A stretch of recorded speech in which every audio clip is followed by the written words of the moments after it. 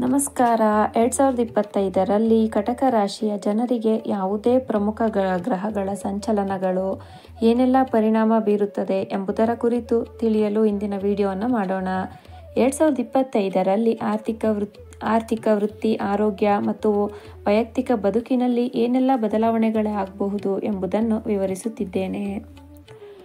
ಗುರುಗ್ರಹದ ಸಂಚಲನ ಮೇ 14ನೇ ತಾರೀಕು 2025ರಂದು 12ನೇ ಮನೆಗೆ ಪ್ರವೇಶಿಸುತ್ತಿದ್ದಾನೆ. 12ನೇ ಮನೆ ಅಂದರೆ ದುರುಪಯೋಗ, ಅನುಕೂಲತೆಗಳು, ದೂರ ಪ್ರಯಾಣ ಮತ್ತು ಖರ್ಚುಗಳನ್ನು ಸೂಚಿಸುತ್ತದೆ. ಅದರ ಪರಿಣಾಮದಿಂದಾಗಿ ನಿಮಗೆ ಈ ಸಮಯದಲ್ಲಿ ನಿಮ್ಮ ಖರ್ಚುಗಳು ಹೆಚ್ಚಾಗಬಹುದು. ದೂರ ಪ್ರಯಾಣದ ಅವಕಾಶಗಳು ಒದಗಿಸಬಹುದು. ಆದರೆ ಅತಿಯಾದ ಖರ್ಚುಗಳಿಂದ ಎಚ್ಚರಿಕೆ ವಹಿಸೋದು ತುಂಬ ಅಗತ್ಯವಾಗುತ್ತೆ. ಹಣಕಾಸಿನ ನಿರ್ವಹಣೆಗೆ ಹೆಚ್ಚು ಗಮನ ಕೊಡಬೇಕಾಗುತ್ತೆ. ಮತ್ತು ಸಾಲವಿಲ್ಲದಂತೆ ಖರ್ಚನ್ನು ಮಾಡೋದು ತುಂಬ ಮುಖ್ಯ. ಅಸಮರ್ಪಕ ಬಂಡವಾಳ ಹೂಡಿಕೆಯಿಂದ ದೂರವಿರಬೇಕಾಗುತ್ತೆ. ಹಾಗೆ ಈ ವರ್ಷದಲ್ಲಿ ಶನಿಯ ಸಂಚಾರ ಹೇಗಿದೆ ಅಂದರೆ ಮಾರ್ಚ್ 29ನೇ ತಾರೀಕು 2025ರಲ್ಲಿ ಶನಿಯು 9ನೇ ಮನೆಯಲ್ಲಿ ಪ್ರವೇಶಿಸುತ್ತಾನೆ. 9ನೇ ಮನೆ ಅಂದರೆ ಧರ್ಮ, ಆತ್ಮೀಯತೆ, ನೈತಿಕತೆ ಮತ್ತು ದೂರ ಪ್ರಯಾಣವನ್ನು ಸೂಚಿಸುತ್ತದೆ. ಇದ್ರ ಪರಿಣಾಮದಿಂದಾಗಿ ಶನಿಯ ಸಂಚಲನದಿಂದ ವೃತ್ತಿ ಜೀವನದಲ್ಲಿ ಹೊಸ ಅವಕಾಶಗಳು ದೊರಕಬಹುದು. ನೀವು ಆಧ್ಯಾತ್ಮಿಕತೆಗೆ ಅಥವಾ ಶಿಕ್ಷಣಕ್ಕೆ ಹೆಚ್ಚಿನ ಮನ್ನಣೆಯನ್ನು ನೀಡಬಹುದು.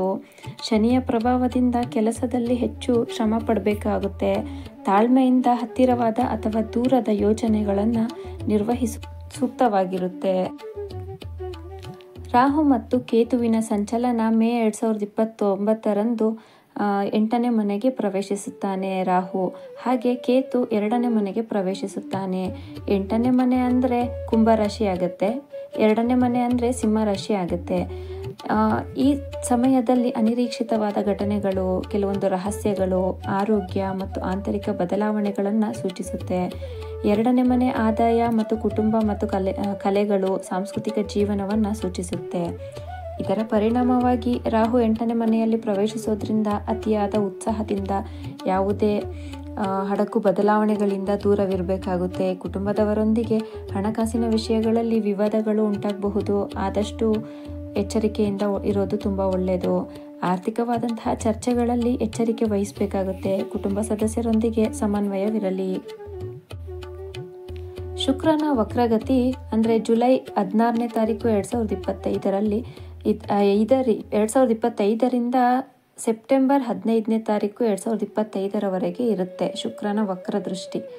ಶುಕ್ರನು 2ನೇ ಮನೆಯಲ್ಲಿ ವಕ್ರಗತಿಯಲ್ಲಿ ಇರುವುದರಿಂದ ವೈವಾಹಿಕ ಮತ್ತು ಪ್ರೀತಿ ಜೀವನದಲ್ಲಿ ಕೆಲವು ಗೊಂದಲಗಳು ಉಂಟಾಗಬಹುದು.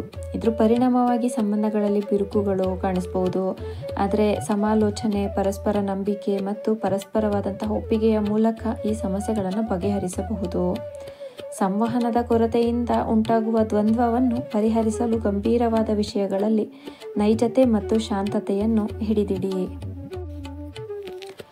ಇನ್ನು ಮಂಗಳ ಗ್ರಹದ ಸಂಚಲನ ಹೇಳಬೇಕಂದ್ರೆ ಏಪ್ರಿಲ್ 3ನೇ ತಾರೀಕಿಂದ 2025ರಲ್ಲಿ ಮಂಗಳನು 1ನೇ ಮನೆಗೆ ಪ್ರವೇಶಿಸ್ತಾನೆ. ಅಂದರೆ ಕಟಕ ರಾಶಿಗೆ ಪ್ರವೇಶ ಮಾಡ್ತಾನೆ.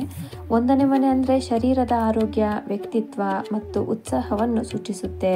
ಇದ್ರ ಪರಿಣಾಮವಾಗಿ ಮಂಗಳ ನಿಮ್ಮ ಮನೆಯಲ್ಲಿ ಪ್ರವೇಶಿಸೋದ್ರಿಂದ ಶಾರೀರಿಕ ಶಕ್ತಿ ಹೆಚ್ಚಾಗಬಹುದು. ಆದರೆ ಎಚ್ಚರಿಕೆಯಿಂದ ಇದ್ದಲ್ಲಿ ಅನಾರೋಗ್ಯದಿಂದ ದೂರವಿರುವ ಸಾಧ್ಯತೆ ಇರುತ್ತದೆ. ತ್ವರಿತವಾಗಿ ಆಕ್ರಮಣಕಾರಿ ಸ್ವಭಾವದಿಂದ ಕಾರ್ಯನಿರ್ವಹಿಸದಂತೆ ಜಾಗರೂಕತೆ ವಹಿಸಿ. ಇಳಿವಯಸ್ಸಿನ ಶಾರೀರಿಕ ಸಮಸ್ಯೆಗಳಿಗೆ ಎಚ್ಚರಿಕೆ ವಹಿಸಿ ಹಾಗೂ ಆರೋಗ್ಯದ ಮೇಲೆ ಹೆಚ್ಚಿನ ಗಮನ ಕೊಡಿ. ಈ ಎಲ್ಲ ಸಮಸ್ಯೆಗಳ ಪರಿಹಾರಕ್ಕಾಗಿ ನೀವು ಗುರುವಾರದಂದು ಹನುಮಾನ್ ಚಾಲಿಸವನ್ನು ಪಠಣೆಯನ್ನು ಮಾಡಿ. ಹಾಗೆ ಮಂಗಳವಾರದ ದಿನ ನಿಮ್ಮ ಶಿವನ ದೇವಸ್ಥಾನಕ್ಕೆ ಹೋಗಿ, ನಿಮ್ಮ ಹತ್ತಿರದಲ್ಲಿರುವಂತಹ ಯಾವುದಾದ್ರೂ ಒಂದು ಶಿವನ ದೇವಸ್ಥಾನಕ್ಕೆ ಹೋಗಿ ರುದ್ರಾಭಿಷೇಕವನ್ನು ಮಾಡಿಸಿ. ನಿಮಗೆ ಒಳ್ಳೆಯದು, ಲಾಭದಾಯಕವಾಗುತ್ತೆ. ಹಾಗೆ ಓಂ ನಮಃ ಶಿವಾಯ ಎಂಬ ಮಂತ್ರವನ್ನು 21 ಬಾರಿ ಪ್ರತಿದಿನ ಜಪಿಸಿ. ಧನ್ಯವಾದಗಳು.